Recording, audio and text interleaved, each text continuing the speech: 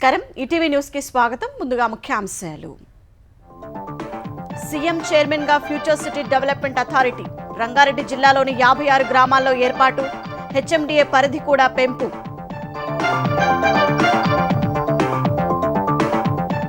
ఈ నెల 19న తెలంగాణ బడ్జెట్ 3 లక్షల కోట్లు దాటనున్న పద్దు. తుది మెరుగులు దిద్దుతున్న ఆర్థిక శాఖ.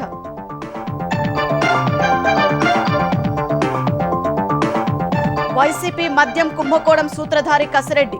కర్త కర్మ క్రియ ఆయనే అని బాంబు పేల్చిన విజయసాయిరెడ్డి. అవసరమైతే మరిన్ని వివరాలు వెల్లడిస్తానన్న మాజీ ఎంపీ. అమరావతిలో 31 సంస్థలకు భూ కేటాయింపులు కొనసాగింపు. మంత్రివర్గ ఉపసంఘం నిర్ణయం. నిర్మాణాల గడువు 2 ఏళ్లు పొడిగింపు. ప్రపంచ అత్యుత్తమ విద్యా సంస్థల్లో 9 భారతీయ యూనివర్సిటీలు. హెచ్సియు IIIT హైదరాబాద్ కు చోటు. ర్యాంకింగ్స్ ప్రకటించిన క్యూఎస్. హైజాక్ అయిన రైల్లో ఆపరేషన్ ముగిసిందన్న పాక్. బలోచ్ మిలిటెంట్లను హతమార్చినట్లు ప్రకటన. బందీలను సురక్షితంగా కాపాడినట్లు వెల్లడి. రష్యాకు అమెరికా ప్రతినిధుల బృందం. ఉక్రెయిన్ ప్రతిపాదనపై చర్చలు జరిపే అవకాశం. కాల్పుల విరమణకు మాస్కో అంగీకరిస్తుందని ట్రంప్ ఆశాభావం.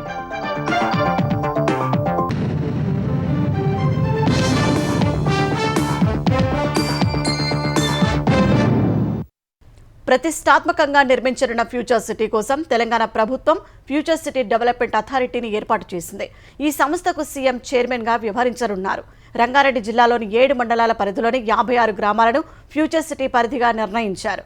ఓఆర్ఆర్ ఆవల ఉన్న ప్రాంతాలు, ముఖ్యంగా శ్రీశైలం జాతీయ రహదారి, నాగార్జునసాగర్ రాష్ట్ర రహదారికి మధ్య ప్రాంతాలను ఫ్యూచర్ సిటీ పరిధిలోకి తెచ్చారు. హైదరాబాద్ మహానగరానికి తోడుగా 4వ నగరం అభివృద్ధి చేయాలని సంకల్పించిన తెలంగాణ ప్రభుత్వం అందుకు వడివడిగా అడుగులు వేస్తోంది. రంగారెడ్డి జిల్లా పరిధిలో ఫ్యూచర్ సిటీ నిర్మాణం కోసం future city area development authority FCDAను ప్రభుత్వం ఏర్పాటు చేసింది. ఈ సంస్థకు సీఎం చైర్మన్ గా, పురపాలక శాఖ మంత్రి వైస్ చైర్మన్ గా వ్యవహరించనున్నారు.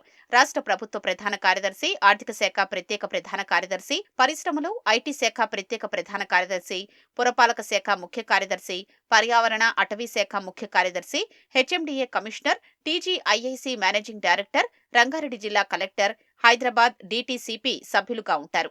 అథారిటీ కమిషనర్ సభ్య కార్యదర్శిగా ఉంటారు.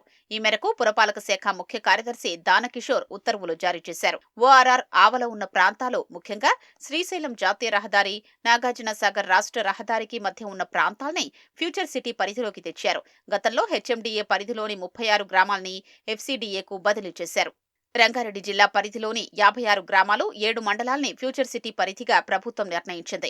765.28 చదరపు కిలోమీటర్ల విస్తీర్ణంలో 4వ నగరం విస్తరించి ఉంటుందని తెలిపింది. ఆమనగల్, ఇబ్రాహీంపట్నం, కడతాల్, కందుకూరు, మహేశ్వరం, మంచాల్, యాచారం మండలాల్లోని కొన్ని గ్రామాల్ని FCDA పరిధిలోకి తెచ్చారు.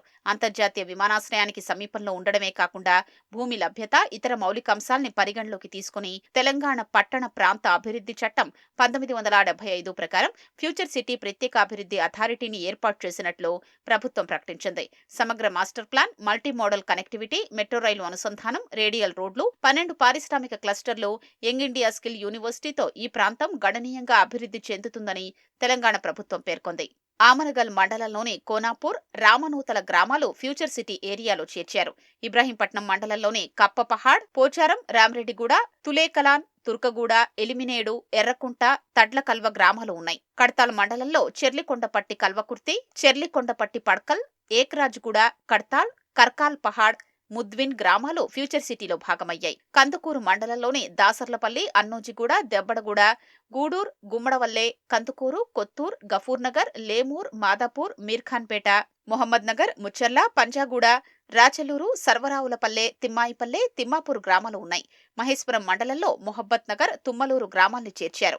మంచాల మండలంలో ఆగపల్లి, నోముల, మల్లికార్జునగూడ గ్రామాలు ఉన్నాయి. యాచారం మండలంలో చౌదరిపల్లి, గున్గల్, కొత్తపల్లి, కుర్మిద్ద, మేడిపల్లి, మల్కాజిగూడ, మొగుళ్లవంపు, నక్కర్త, నానక్ నగర్, నందివనపర్తి, నజ్దీక్ సింగారం, తక్కెళ్లపల్లి, తాటిపర్తి, తులేఖుర్ద్, యాచారం, చింతపట్ల, నల్లవెల్లి గ్రామాల్ని ఫ్యూచర్ సిటీ పరిధిలో తెలంగాణ ప్రభుత్వం చేర్చింది. విమానాశ్రయం, పారిశ్రామిక మౌలిక సదుపాయాల కార్పొరేషన్ పరిధిలోని ప్రాంతాల్ని ఫ్యూచర్ సిటీ ఆర్థిక, పారిశ్రామిక క్లస్టర్లతో అభివృద్ధి చేయనున్నారు. హైదరాబాద్ మహానగర పాలక అభివృద్ధి సంస్థ హెచ్ఎండిఏ పరిధి మరింత పెరిగింది. కొత్తగా మహబూబ్ నగర్, నాగర్ కర్నూల్, వికారాబాద్, నల్గొండ జిల్లాలోని 16 మండలాలను ప్రభుత్వం హెచ్ఎండిఏ పరిధిలోకి చేర్చింది. మొత్తం 11 జిల్లాల పరిధిలోని 104 మండలాలు, 1355 గ్రామాలు హెచ్ఎండిఏ పరిధిగా పేర్కొంటూ పురపాలక శాఖ ముఖ్య కార్యదర్శి దానకిషోర్ ఉత్తర్వులు జారీ చేశారు. ఇదివరకు 7,257 చదరపు కిలోమీటర్ల విస్తీర్ణం కలిగిన హెచ్ఎండిఏ పరిధి కొత్తగా 16 మండలాలు కలవటంతో 10,472 చదరపు కిలోమీటర్లకు పెరిగింది. RRR ఏర్పాటుతో పట్టణీకరణ, వేగవంతమైన అభివృద్ధిని దృష్టిలో పెట్టుకుని హెచ్ఎండిఏ పరిధిని విస్తరించినట్లు తెలంగాణ ప్రభుత్వం పేర్కొంది. తెలంగాణ ప్రభుత్వం ఈ నెల 19న వార్షిక బడ్జెట్ ప్రవేశపెట్టనుంది. 2025-26 ఆర్థిక సంవత్సరపు పద్దు 3 లక్షల కోట్లు దాటనున్నట్లు తెలుస్తోంది. శాఖల వారీగా అందిన ప్రతిపాదనలను సమీక్షించిన ఆర్థిక శాఖ బడ్జెట్కు తుదిరూపు ఇవ్వనుంది. ప్రస్తుత ఆర్థిక సంవత్సరంలో చేసిన వ్యయాలను బేరీజు వేసుకుని వచ్చే ఏడాదికి బడ్జెట్ రూపొందించనుంది. ఆశించిన మేర ఆదాయం రాని పరిస్థితుల్లో రాబడి పెంచుకునే మార్గాలపై తెలంగాణ సర్కారు దృష్టి సారించే అవకాశం ఉంది. తెలంగాణ ప్రభుత్వం ఈ నెల 19న 2025-26 ఆర్థిక సంవత్సరానికి వార్షిక బడ్జెట్ ప్రవేశపెట్టనుంది. ఈ మేరకు సభా వ్యవహారాల సలహా సంఘం బీఎస్సీ భేటీలో నిర్ణయం తీసుకున్నారు. ఈ నేపథ్యంలో ఆర్థిక శాఖ వార్షిక ప్రణాళికకు తుదిరూపు ఇవ్వనుంది. ఇప్పటికే అన్ని విభాగాల నుంచి ప్రతిపాదనలు తీసుకుని ఉప ముఖ్యమంత్రి భట్టి విక్రమార్క ఆయా శాఖల మంత్రులు, అధికారులతో సమీక్ష జరిపారు. నిన్న జరిగిన ఐటీ, పరిశ్రమలు, పురపాలక, ఇంధన శాఖల భేటీతో సమీక్షలు పూర్తయ్యాయి. కేంద్ర ఆర్థిక శాఖ నిర్వహించే హల్వా కార్యక్రమం తరహాలో తెలంగాణ ఆర్థిక శాఖ ఉద్యోగులకు విందు ఏర్పాటు చేసింది. శాఖల వారీగా అవసరాలు, అంచనాల్ని క్రోడీకరించి పద్దులు ఖరారు చేయనున్నారు. ప్రస్తుత ఆర్థిక సంవత్సర ఆదాయ వ్యయాల్ని ఆధారం చేసుకుని బడ్జెట్ను ఖరారు చేయనున్నారు. 2024-25 ఆర్థిక సంవత్సరానికి 2,91,059 కోట్లతో బడ్జెట్ ప్రవేశపెట్టగా ప్రభుత్వం ఆశించినంత ఆదాయం ఖజానాకు చేరలేదు. కేంద్రం నుంచి భారీగా గ్రాంట్ల రూపంలో నిధులు వస్తాయని అనుకున్నప్పటికీ అది కూడా జరగలేదు. దీంతో అంచనాల్ని చేరుకునే పరిస్థితి లేకుండా పోయింది. కాగ్ లెక్కల ప్రకారం జనవరి నెలాఖరు వరకు 10 నెలల్లో 1,80,000 కోట్లు సర్కార్ ఖర్చు చేసింది. ఫిబ్రవరి, మార్చి నెలల్లో మరో 40,000 నుంచి గరిష్టంగా 50,000 కోట్లు వ్యయం కావచ్చని అంచనా. అదే జరిగితే ప్రస్తుత ఆర్థిక సంవత్సరంలో ప్రభుత్వం చేసిన వ్యయం 2,20,000 కోట్లు లేదా 2,30,000 కోట్లకు చేరనుంది. ఈ అంశాన్ని దృష్టిలో ఉంచుకుని 2025-26 ఆర్థిక సంవత్సరానికి బడ్జెట్ను ఖరారు చేయనున్నారు. 2025-26 ఆర్థిక సంవత్సరం బడ్జెట్ 3 లక్షల కోట్ల మార్కు దాటనుంది. ప్రస్తుత బడ్జెట్ అంచనాల్ని ఏ మేరకు సవరిస్తారన్నది ఆసక్తికరంగా మారింది. తెలంగాణ ఐటీ రంగంలో ఏడాది కాలం నుంచి పురోగతి సాధించడమే కాకుండా భారీగా పెట్టుబడులు ఆకర్షిస్తున్నట్లు ఉప ముఖ్యమంత్రి భట్టి విక్రమార్క అన్నారు. ప్రజాభవన్లో ఐటీ, పరిశ్రమలు, మున్సిపల్, పట్టణాభివృద్ధి, ఇంధన శాఖలపై ఐటీ మంత్రి శ్రీధర్ బాబుతో కలిసి భట్టి బడ్జెట్ ముందస్తు సమావేశాలు నిర్వహించారు. తెలంగాణ ప్రభుత్వం ప్రతిష్టాత్మకంగా చేపట్టిన యంగ్ ఇండియా ఇంటిగ్రేటెడ్ రెసిడెన్షియల్ పాఠశాలల నిర్వహణను కార్పొరేట్ సంస్థలు చేపట్టేలా చర్యలు చేపట్టాలని అధికారులను ఆదేశించారు. భారీ పరిశ్రమలకిచ్చే ప్రోత్సాహకాలను దశలవారీగా విడుదల చేస్తామని భట్టి తెలిపారు. తెలంగాణకు హైదరాబాద్ తలమానికమని, అందుకనుగుణంగా మహానగరాభివృద్ధికి ప్రణాళికాబద్ధంగా ఆయా పనులు వేగంగా పూర్తి చేయాలన్నారు. రెప్పపాటు కూడా కరెంటు సరఫరాలో అంతరాయం లేకుండా చర్యలు చేపట్టాలన్నారు. వేసవిలో పంటలకు ఇబ్బంది లేకుండా విద్యుత్ అధికారులు నిత్యం పర్యవేక్షణ చేయాలని ఉప ముఖ్యమంత్రి భట్టి దిశానిర్దేశం చేశారు.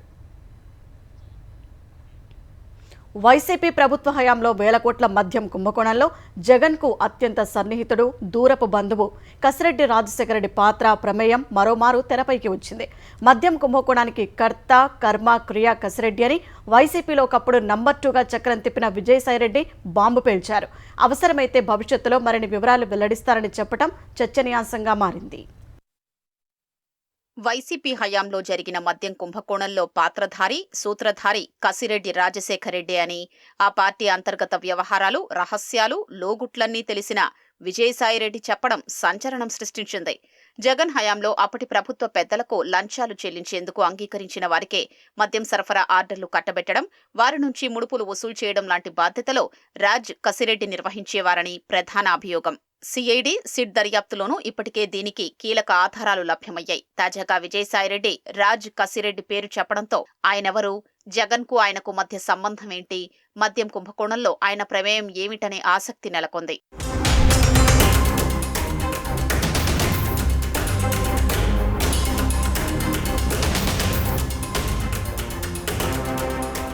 కసిరెడ్డి రాజశేఖరెడ్డి జగన్కు అత్యంత సన్నిహితుడు, దూరపు బంధువు. వైసీపీ అధికారంలోకి రాగానే ఆయన్ను రాష్ట్ర ప్రభుత్వ ఐటీ సలహాదారుగా నియమించారు. తెర వెనుకంతా మద్యం కుంభకోణంలో కీలక పాత్ర పోషించారని అభియోగం. వైసీపీ పాలనా కాలంలో ఒక్కో మద్యం కేసుకు 150 నుంచి 450 రూపాయల వరకు లంచాలు తీసుకున్నారని, అలా చెల్లించిన కంపెనీలకే మద్యం సరఫరా ఆర్డర్లు కట్టబెట్టారని, నెలకు 60 కోట్ల రూపాయల చొప్పున మొత్తం 4 ఏళ్ల 2 నెలల్లో 3,000 కోట్ల రూపాయలు కొల్లగొట్టారనే ఫిర్యాదులు ఉన్నాయి. లంచాల వసూళ్ల నెట్వర్క్లో నాటి ప్రభుత్వంలో చక్రం తిప్పిన ఓ పెద్దరెడ్డి కుమారుడు మాస్టర్ మైండ్ గా వ్యవహరించగా అదంతా పక్కాగా అమలు చేయడంలో రాజ్ కసిరెడ్డి కీలకమని సిట్ గుర్తించింది. హైదరాబాద్లోని జూబ్లీహిల్స్ లో దీనికోసం కార్యాలయం ఏర్పాటు చేసుకుని దందా నడిపినట్లు తేల్చింది. ఏ కంపెనీ నుంచి ఎంత మద్యం కొనాలి, ప్రభుత్వ మద్యం దుకాణాల్లో ఏ రోజు ఏ బ్రాండ్లు అమ్మాలనేది ఆయన ఆదేశాల మేరకే జరిగేవని సిట్ విచారణలో తేలింది. మద్యం సరఫరా ఆర్డర్లు దక్కించుకున్న సంస్థలు చెల్లించే లంచాల వసూళ్ల కోసం క్యాష్ హ్యాండ్లర్లు, క్యాష్ కొరియర్లతో కూడిన వ్యవస్థ నిర్వహణంతా రాజ్ కసిరెడ్డే చూసేవారని, ఆ లంచాల్ని బిగ్ బాస్ కు చేరవేయడంలో కీలక పాత్ర ఆయనదేనన్న అభియోగాలు ఉన్నాయి. విజయసాయిరెడ్డి తాజా ప్రకటనతో ఈ అంశాలన్నీ చర్చనీయాంశమయ్యాయి. రాజధాని అమరావతిలో 31 సంస్థలకు గతంలో చేసిన 629 ఎకరాల భూ కేటాయింపులను కొనసాగించాలని, మరో 13 సంస్థలకు ఇచ్చిన 177 ఎకరాలు రద్దు చేయాలని ఏపీ ప్రభుత్వం నిర్ణయించింది. భూ కేటాయింపులు కొనసాగించిన సంస్థలకు నిర్మాణ గడువు 2 ఏళ్లు పొడిగించింది. అమరావతిలో 2014-19 మధ్య జరిగిన భూ కేటాయింపుల్ని ఏపీ ప్రభుత్వం సమీక్షిస్తోంది. రాజధాని అమరావతిలో గతంతో పాటు కొత్తగా చేస్తున్న భూ కేటాయింపులపై ఇప్పటికీ 3 సార్లు సమావేశమైన మంత్రివర్గ ఉపసంఘం కీలక నిర్ణయాలు తీసుకుంది. గతంలో భూములు పొందిన వాటిలో 13 సంస్థలకు కేటాయింపులు రద్దు చేయాలని, 31 సంస్థలకు కొనసాగించాలని నిర్ణయించింది. ఈ నెల 17న జరిగే మంత్రివర్గ సమావేశం దీనికి ఆమోదముద్ర వేయనుంది. 2014-19 మధ్య 130 సంస్థలకు 1,277 ఎకరాల్ని రాష్ట్ర ప్రభుత్వం కేటాయించింది. వాటిలో 69 ప్రభుత్వ, 61 ప్రైవేటు సంస్థలు ఉన్నాయి. భూ కేటాయింపులు కొనసాగించాలని నిర్ణయించిన 31 సంస్థల్ని 3 కేటగిరీలుగా చేశారు. రాజధానిలో 2 కేంద్రీయ విద్యాలయాల ఏర్పాటుకు అప్పట్లో ఒకదానికి 5, రెండో దానికి 8 ఎకరాలు కేటాయించారు. తాజాగా మంత్రివర్గ ఉపసంఘం ఒక కేంద్రీయ విద్యాలయానికి 5 ఎకరాలు కేటాయించాలని నిర్ణయించారు. దీన్ని మొదటి కేటగిరీలో చేర్చారు. దీనికి సిఆర్డీఏ కమిషనర్ సవరించిన లెటర్ ఆఫ్ ఇంటెంట్ జారీ చేస్తారు. లీజు ఒప్పందం జరిగిన 2 ఏళ్లలో నిర్మాణం పూర్తి చేయాలని షరతు విధించారు. భూ కేటాయింపులు కొనసాగించాలని నిర్ణయించి వాటిలో 11 సంస్థలు గతంలో సిఆర్డీఏతో ఒప్పందాలు చేసుకోలేదు. వాటికి ఒప్పందాలు చేసుకోవాలని కోరుతూ సిఆర్డీఏ తాజాగా లెటర్ ఆఫ్ ఇన్విటేషన్ జారీ చేయనుంది. దాన్ని అందుకున్న 30 రోజుల్లోగా ఒప్పందం చేసుకోవాలి. అప్పటి నుంచి 2 ఏళ్లలోగా నిర్మాణాలు పూర్తి చేయాలి. వాటిలో టీటీడీకి కేటాయించిన 25 ఎకరాల్లో ఇప్పటికే ఆలయ నిర్మాణం పూర్తయింది. తాజాగా విక్రయ ఒప్పందాలు చేసుకోనున్న మిగతా 10 సంస్థల్లో ఎక్కువ శాతం ఆతిథ్య రంగానికి చెందిన హోటళ్లు, రిసార్టులు ఉన్నాయి. గతంలోనే విక్రయ, లీజు ఒప్పందాలు చేసుకున్న 19 సంస్థలకు ప్రాజెక్టు అమలు గడువును 2027 మార్చి 31 వరకు పెంచాలని నిర్ణయించారు. వాటిలో ఎస్ఆర్ఎం, విట్, అమృత యూనివర్సిటీలు ఇప్పటికే నిర్మాణాలు పూర్తి చేశాయి. ఎన్ఐడి నిర్మాణం కూడా చాలా వరకు పూర్తయింది. రాజధానిలో స్థలాలు తీసుకుని నిర్మాణాలు చేపట్టేందుకు ముందుకు రాని 13 సంస్థలకు భూ కేటాయింపులు రద్దు చేశారు. ముఖ్యమంత్రి చంద్రబాబు స్పీకర్ అయ్యన్న పాత్రుడిని ఆయన ఛాంబర్కు వెళ్లి కలిశారు. కొన్ని విషయాలపై మాట్లాడేందుకు తాను సీఎంను కలవాలని ముఖ్యమంత్రి కార్యాలయానికి స్పీకర్ సమాచారం పంపారు. విషయం తెలుసుకున్న సీఎం చంద్రబాబు రాజ్యాంగ పదవిలో ఉండేవారు రావడం కాదు, తానే ఆయన కార్యాలయానికి వెళ్లి కలుస్తానని చెప్పి స్పీకర్ ఛాంబర్కు వెళ్లారు. సీఎం చంద్రబాబుకు స్వాగతం పలికిన స్పీకర్ తర్వాత వివిధ అంశాలపై మాట్లాడారు. వైసీపీ హయాంలో అప్పటి స్పీకర్ తమ్మినేని సీతారాం తన నియోజకవర్గ పనుల గురించి చర్చించేందుకు తాడేపల్లి క్యాంపు కార్యాలయానికి వెళ్లి జగన్ను కలిసేవారని అసెంబ్లీ లాబీలో పలువురు ఎమ్మెల్యేలు గుర్తు చేసుకున్నారు. వివిధ సబ్జెక్టుల్లో ప్రపంచంలో అత్యుత్తమంగా గుర్తించిన 50 విశ్వవిద్యాలయాల్లో 9 భారతీయ వర్సిటీలు, విద్యాసంస్థలకు చోటు దక్కింది. లండన్కు చెందిన క్యూఎస్ సంస్థ 17వ సబ్జెక్టు వారి ప్రపంచ విశ్వవిద్యాలయ ర్యాంకింగ్స్ ప్రకటించింది. మినరల్ అండ్ మైనింగ్ ఇంజనీరింగ్ విభాగంలో ధన్బాద్లోని Indian school of mines ISM ప్రపంచంలోనే 20వ స్థానంలో నిలిచింది. మన దేశ విద్యా సంస్థల్లో అగ్రస్థానం పొందింది. ఇదే విభాగంలో ఐఐటి బాంబే 28, ఐఐటి ఖరగ్పూర్ 45వ స్థానాన్ని చేజిక్కించుకున్నాయి. ఈ 2 విద్యాలయాలు ఇంజనీరింగ్, ఎలక్ట్రికల్స్, ఎలక్ట్రానిక్స్ విభాగాల్లోనూ తొలి 50వ అగ్రశ్రేణి సంస్థల జాబితాలో స్థానం సంపాదించాయి. బిజినెస్ మేనేజ్మెంట్ విభాగాల్లో ఐఐఎం అహ్మదాబాద్ 27, ఐఐఎం బెంగళూరు 40వ స్థానంలో నిలిచాయి. పెట్రోలియం ఇంజనీరింగ్లో ఐఐటి మద్రాస్, డెవలప్మెంట్ స్టడీస్లో జేఎన్టీయులకు టాప్ 50లో చోటు దక్కింది. Hyderabad central university, Hyderabad triple IT కూడా ర్యాంకులు పొందాయి. మంగళగిరి సమీపంలోని చినకాకని వద్ద ప్రతిష్టాత్మకంగా తలపెట్టిన 100 పడకల ఆసుపత్రిని అత్యాధునిక సౌకర్యాలతో నిర్మించాలని మంత్రి లోకేష్ అధికారులను ఆదేశించారు. ఆసుపత్రి నిర్మాణంపై అధికారులతో ఆయన సమీక్షించారు. శంకుస్థాపన జరిగిన రోజు నుంచి ఏడాదిలోగా పనులు పూర్తయ్యేలా లక్ష్యం పెట్టుకోవాలని సూచించారు. మంగళగిరి ఆసుపత్రిని దేశంలోనే అత్యుత్తమంగా ఉండేలా తీర్చిదిద్దాలన్నారు. నియోజకవర్గ నలుమూలల నుంచి ఆసుపత్రికి వచ్చే రోగులు, వారి బంధువులకు ఎలాంటి అసౌకర్యం కలగకుండా ఏర్పాట్లు చేయాలన్నారు. 1,14,075 చదరపడుగుల విస్తీర్ణంలో ఆసుపత్రి నిర్మాణం చేపట్టనున్నట్లు మంత్రి లోకేష్ తెలిపారు. ప్రభుత్వ పథకాలు ఎలా అందుతున్నాయనే విషయంపై ఏపీ పౌర సరఫరాల శాఖ మంత్రి నాదెండ్ల మనోహర్ కాకినాడ జిల్లా పండూరులో రచ్చబండ కార్యక్రమం నిర్వహించారు. పండూరు గ్రామంలో 1,600 ఇళ్లకు దీపం పథకం ద్వారా ఉచిత సిలిండర్లు అందించామని చెప్పారు. ఏప్రిల్ నుంచి ప్రతి 4 నెలలకు ఒక ఉచిత సిలిండర్ అందిస్తామని మంత్రి తెలిపారు. రేషన్ బియ్యం నాణ్యత పెంచడంతో పాటు కందిపప్పును రాయితీపై 60 రూపాయలకు పంపిణీ చేస్తున్నట్లు చెప్పారు. త్వరలో రాగులు, బెల్లం కూడా పంపిణీ చేయనున్నట్లు మంత్రి మనోహర్ తెలిపారు. ఆంధ్రప్రదేశ్లో జూన్ కల్లా 3 లక్షల గృహాల నిర్మాణం పూర్తి చేసి ప్రారంభించేందుకు చర్యలు తీసుకుంటున్నట్టు గృహ నిర్మాణ శాఖ మంత్రి పార్థసారథి తెలిపారు. 2019-24 మధ్యకాలంలో ఏపీకి 18 లక్షల గృహాలు మంజూరైతే వైసీపీ ప్రభుత్వం కేవలం 5.87 లక్షలు మాత్రమే పూర్తి చేసినట్లు చెప్పారు.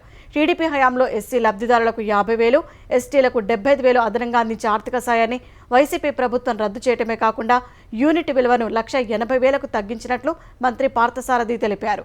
అందులో 30,000 మాత్రమే జగన్ ప్రభుత్వం అందించేదని చెప్పారు. కూటమి ప్రభుత్వం అధికారం చేపట్టిన తర్వాత 1,25,000 గృహ నిర్మాణాలు పూర్తి చేసినట్లు వెల్లడించారు. మిగతా 7.25 లక్షల గృహాలు 2026 మార్చిలోగా పూర్తి చేయాలనే లక్ష్యంతో పనిచేస్తున్నట్లు మంత్రి పార్థసారథి వెల్లడించారు.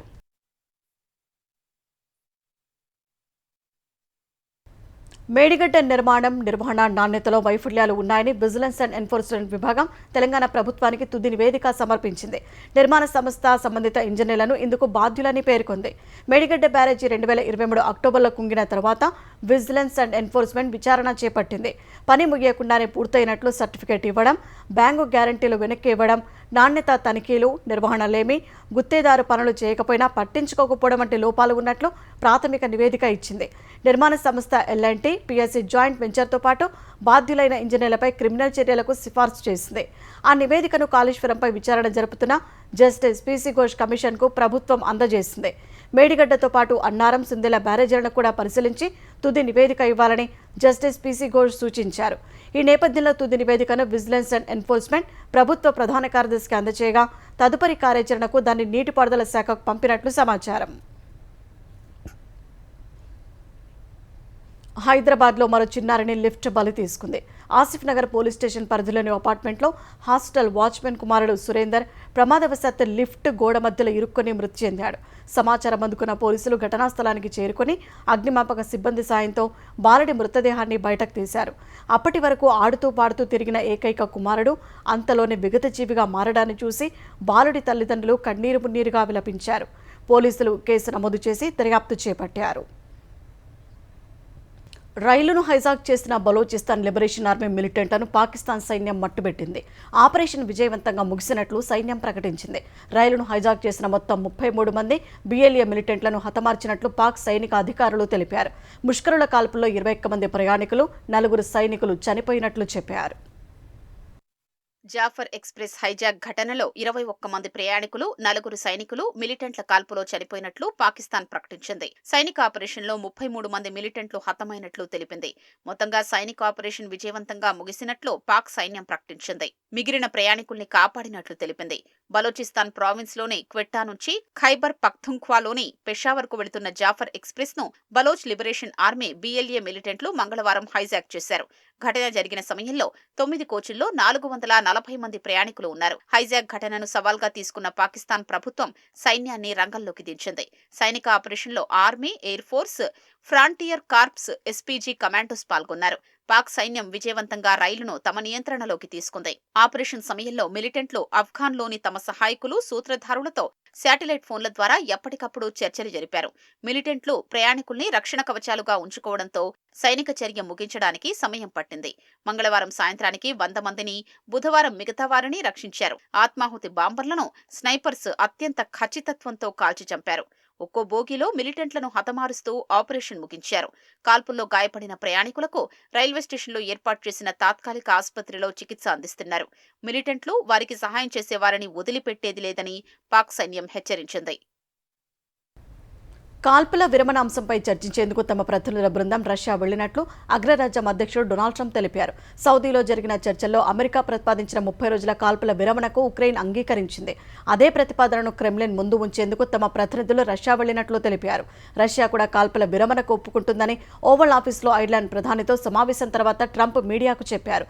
రష్యా ఒప్పుకుంటే రక్తపాతం ముగించడానికి 80% మార్గం సుగమమైనట్లే అని పేర్కొన్నారు. కాల్పుల విరమణకు ఒత్తిడి తెచ్చేందుకు మాస్కోపై ఆంక్షలు విధించవచ్చన్న ట్రంప్ ఆ అవసరం రాదని ఆశిస్తున్నట్లు చెప్పారు. అయితే పుతిన్తో ఎప్పుడు నేరుగా మాట్లాడే విషయాన్ని ట్రంప్ వెల్లడించలేదు. కేంద్రంలో ఎన్డీఏ సర్కార్ ప్రవేశపెట్టిన ఎన్ఈపీ నూతన జాతీయ విద్యా విధానం కాదని, అది బీజేపీ విధానం మాత్రమే అని తమిళనాడు సీఎం స్టాలిన్ విమర్శించారు. దేశాన్ని అభివృద్ధి చేసే ఉద్దేశం బీజేపీకి లేదని, కేవలం హిందీని దేశవ్యాప్తం చేయటమే లక్ష్యంగా పెట్టుకుందని మండిపడ్డారు. తమిళనాడులో విద్యాభివృద్ధిని ఎన్ఈపీ సమూలంగా నాశనం చేస్తుందని, అందుకే తమిళనాడు వ్యతిరేకిస్తున్నట్లు స్టాలిన్ వివరణ ఇచ్చారు. సామాజిక న్యాయం అందించే రిజర్వేషన్లను ఎన్ఈపీ అంగీకరించబోదని ఆరోపించారు.